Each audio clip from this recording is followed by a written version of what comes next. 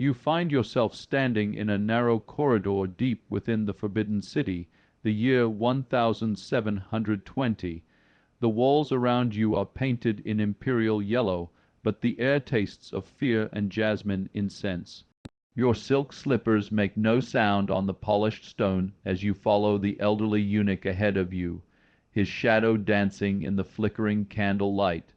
You are 15 years old, and you have just been selected as one of the emperor's newest concubines. The eunuch stops suddenly and turns to face you, his eyes holding a mixture of pity and cold efficiency. "Listen carefully, child," he whispers, his voice barely audible above the distant sound of water trickling from ornamental fountains. "What I am about to tell you will determine whether you live or die in this place. These are not mere customs or traditions. They are the invisible chains that bind every woman who enters the Son of Heaven's bedchamber. Your heart pounds against your ribs as you realize that everything you thought you knew about imperial luxury and honor was a beautiful lie. The real rules of the harem are about to be revealed, and they are stranger and more terrifying than anything you could have imagined. Before diving into these forgotten stories of survival and suffering, if you enjoy learning about the hidden truths of history, consider hitting that like button and subscribing for more content like this. And please comment below to let me know where you're listening from. I find it incredible that we're exploring these ancient stories together from different parts of the world, connected across time and space by our shared curiosity about the past. The first rule they teach you is the most fundamental. You must never, under any circumstances, turn your back to the emperor. This seems simple enough until you realize what it actually means. When the Son of Heaven enters his chambers, you must somehow maneuver yourself so that you are always facing him, even as you undress, even as you move about the room, even as you perform the most intimate acts. The women who came before you have developed an almost supernatural ability to move sideways, to pivot and glide like dancers, never once allowing their spine to face the man who holds their life in his hands. But why? The answer lies in the paranoid mind of absolute power. An emperor who rules over 300 million subjects knows that death can come from anywhere, even from the soft hands of a beautiful woman. A concealed needle, a hidden blade, poison under the fingernails, these are the weapons that haunt the dreams of the most powerful man on earth. Your back turned toward him represents a moment of vulnerability where anything could be hidden, anything could be drawn. You learn this lesson from watching Min, a concubine who has survived 3 years in the harem. She moves through the emperor's chambers like water, never abrupt, never showing her back. When she needs to reach for something behind her, she turns in a graceful arc, her eyes never leaving the emperor's face.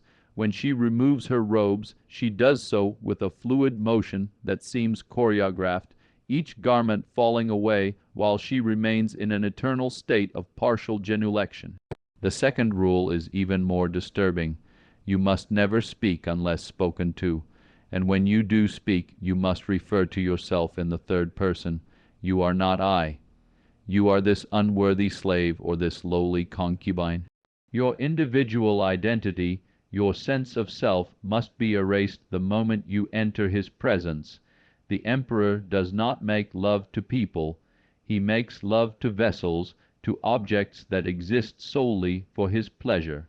This linguistic erasure goes deeper than mere protocol. It rewires your brain, forces you to think of yourself as something less than human. Within months, many concubines find that they cannot even think of themselves as I when they are alone. They have become fragmented beings, their very thoughts colonized by the grammar of submission. The third rule involves your eyes, and it is perhaps the most psychologically devastating of all. You must never look directly into the emperor's eyes during intimacy. Your gaze must be fixed on a point just below his chin, creating the illusion of submission while avoiding the dangerous territory of genuine eye contact. But this is not about respect. It is about preventing the emperor from seeing your soul, and more importantly, preventing you from seeing his. Eye contact creates intimacy, and intimacy creates complications. The emperor must be able to use your body without confronting your humanity. If he sees the fear in your eyes, the pain, the desperate longing for home, he might hesitate. If he sees the intelligence burning behind your gaze, he might begin to wonder what you are thinking, what you are planning. And if you see into his eyes, you might discover that the Son of Heaven is just a man, lonely and afraid, desperately trying to prove his divinity through the conquest of women's bodies. But the most twisted aspect of this rule is what happens when it is violated. If you accidentally meet his gaze, you must immediately prostrate yourself and beg forgiveness, not for disrespect, but for the presumption of treating him as an equal. The punishment for repeated violations is not death, but something worse. You are sent to serve in the quarters of the eunuchs, where you will spend the rest of your life as a reminder to other women of what happens when you forget your place. The fourth rule governs the most intimate moments of all. During the act itself, you must maintain complete silence unless the emperor specifically commands you to make noise. But this is not about discretion or modesty. It is about control. Your pleasure, your pain, your very breath must be regulated by his will. If you cry out spontaneously, you are acknowledging that you have an independent physical response, a body that exists beyond his control. This cannot be tolerated. The enforcement of this rule creates a horrifying theater of intimacy. Women learn to hold their breath, to bite their tongues until they bleed, to dissociate so completely from their bodies that they feel nothing at all. The emperor, meanwhile, becomes addicted to the power of commanding response. He might spend an entire night trying to break a woman's silence, not through pleasure, but through pain, through endurance, through the simple assertion of his will over her autonomy. Some women break under this pressure. They develop a condition the palace physicians cannot name, a complete inability to make any sound at all. Even when they are alone, they become living ghosts, their voices stolen by the impossible demands of imperial desire. The fifth rule is about timing, and it reveals the mechanical nature of imperial sexuality. The emperor's climax must always come last, but not because of any consideration for his partner's pleasure. Instead, it is because his release represents the moment when the cosmic order is restored.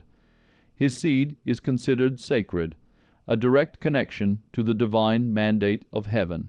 For a concubine to reach her peak before him would be tantamount to suggesting that her mortal pleasure could somehow supersede the divine will. This creates a nightmarish calculation for the women involved. They must constantly monitor not only their own responses, but also read the subtle signs of the emperor's arousal. They become experts in the art of suppression, learning to delay or prevent their own climax through sheer force of will.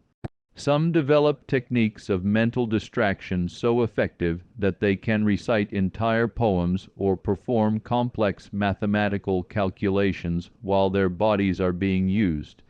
The sixth rule involves the aftermath, and it is here that the true cruelty of the system becomes apparent. Once the emperor has finished, the concubine must remain in position, usually prostrate, until he gives permission to move. This can last minutes or hours depending on his mood. But during this time she is not allowed to clean herself, to adjust her position for comfort, or to show any sign of physical discomfort. The purpose of this rule is to reinforce the fundamental inequality of the exchange. The emperor can immediately return to his normal state, can dress, can call for refreshments, can even summon other concubines. But the woman who has just served him must remain frozen in the position of absolute vulnerability, her body still bearing the evidence of their encounter, until he decides to release her from this final act of submission. The seventh rule is about pregnancy, and it reveals the complex intersection of politics and biology in the imperial harem. If a concubine becomes pregnant, she must immediately report it to the head eunuch, not to the emperor himself. But here's the twist: she must report it, even if she is not certain, even if she only suspects. The penalty for failing to report a pregnancy is death, but the penalty for falsely reporting one is a beating that leaves permanent scars. This creates a state of constant anxiety about every bodily function. Women become hypervigilant about their cycles, their appetite, their energy levels. They develop elaborate systems of tracking and monitoring their own bodies, turning their physicality into a source of terror rather than strength. The lucky ones learn to read the signs accurately. The unlucky ones guess wrong and bear the consequences on their skin. But the most insidious aspect of this rule is what happens to confirmed pregnancies. The concubine is immediately isolated from all other women and placed under constant surveillance. She is not being protected. She is being monitored to ensure that she does not attempt to terminate the pregnancy or harm herself. The potential heir is valuable. The woman carrying it is merely a vessel that must be kept functional. The eighth rule concerns the presence of other women, and it reveals the calculated way that jealousy and competition were weaponized in the imperial harem. When multiple concubines are summoned to the emperor's chambers simultaneously, there is a strict hierarchy of interaction. The most favored concubine leads, but the others must participate in specific ways, sometimes as audience, sometimes as assistants, sometimes as competitors in elaborate sexual performances. The psychological impact of this rule cannot be overstated. Women who might otherwise form alliances or friendships are forced to view each other as threats and obstacles. They must perform desire for the same man while simultaneously competing for his attention. They must appear to enjoy scenarios that reduce them to interchangeable objects while maintaining the facade of individual devotion. The most heartbreaking aspect of this rule is what it does to genuine friendships. Women who care for each other are forced to participate in each other's degradation. They must watch their friends be used and humiliated, and they must sometimes be the instruments of that humiliation themselves.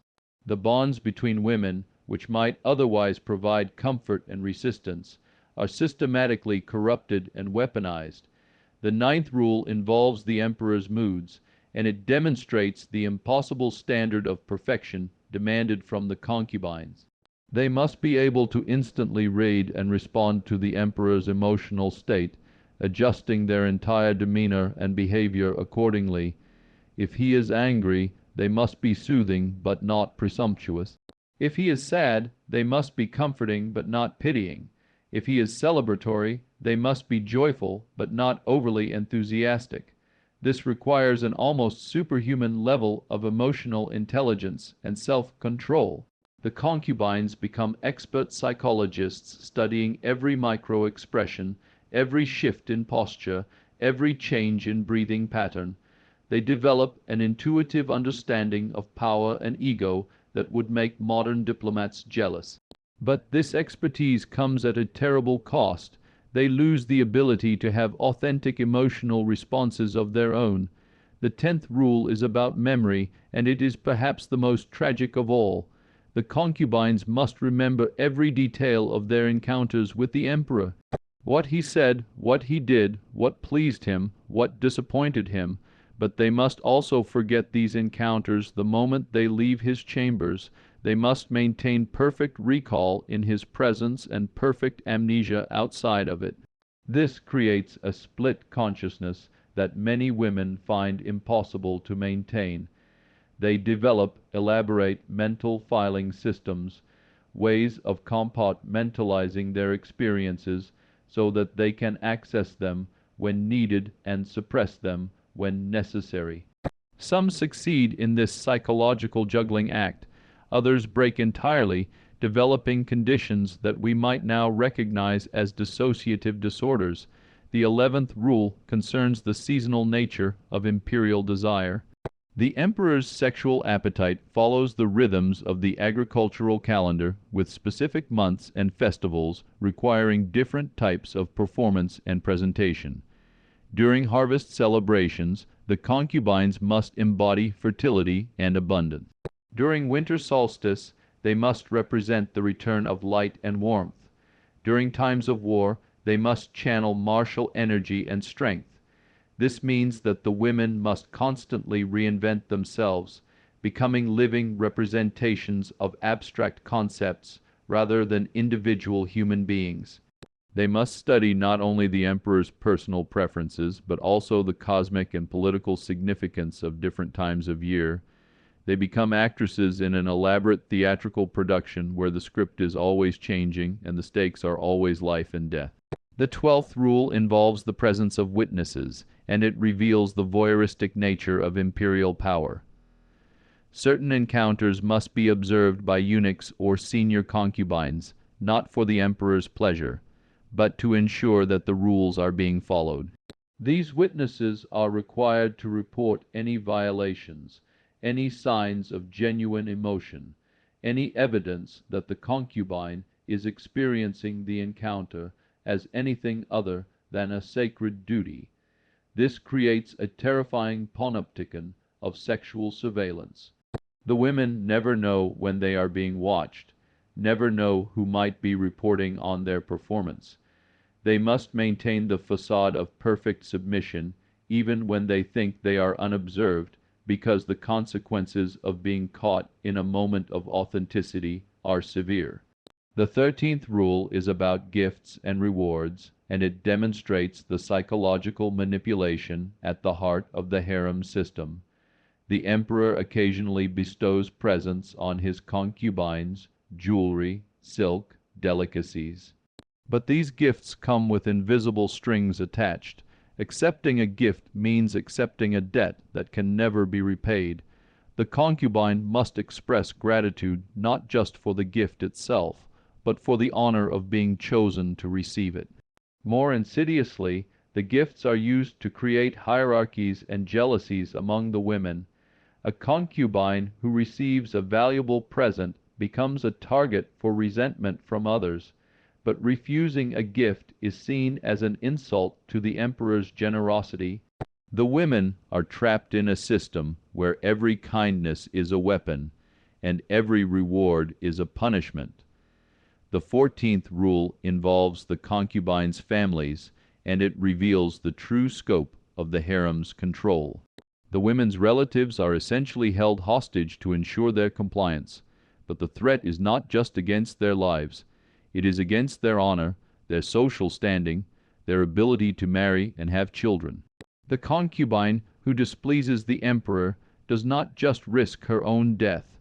She risks the destruction of everyone she has ever loved. This creates a psychological burden that extends far beyond the walls of the forbidden city. The concubines carry the weight of multiple generations on their shoulders. They must perform not just for their own survival, but for the survival of their entire family line. The system ensures that even in their most intimate moments, they are never truly alone. The faces of their parents, their siblings, their future nieces and nephews are always watching. The 15th rule concerns aging, and it is perhaps the most inevitably tragic of all. As the concubines grow older, they must find ways to maintain their appeal without appearing to try too hard. They must age gracefully, but not noticeably. They must accept their diminishing status while still competing for the emperor's attention. They must mentor younger concubines while knowing that these same women will eventually replace them. The beauty rituals become increasingly desperate and dangerous.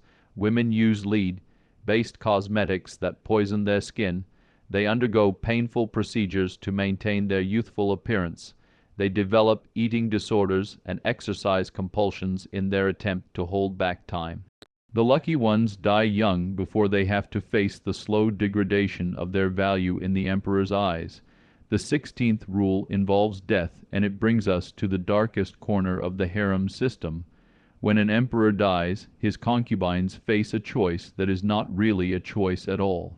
They can volunteer to be buried with him, ensuring their honor and their family's security, or they can live on as widows forever marked by their association with a dead ruler, never able to remarry or have children of their own.